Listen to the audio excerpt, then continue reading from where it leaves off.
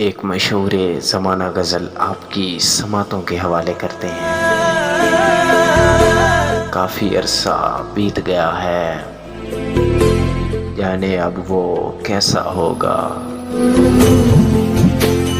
وقت کی ساری کڑوی باتیں چپکے چپکے سہتا ہوگا۔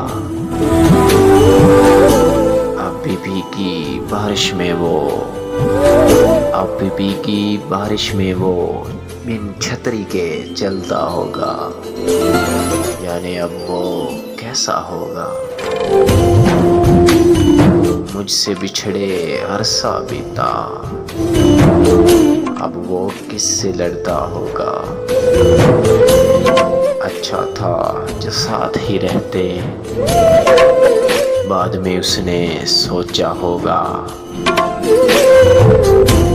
اپنے دل کی ساری باتیں خود سے خود ہی کہتا ہوگا۔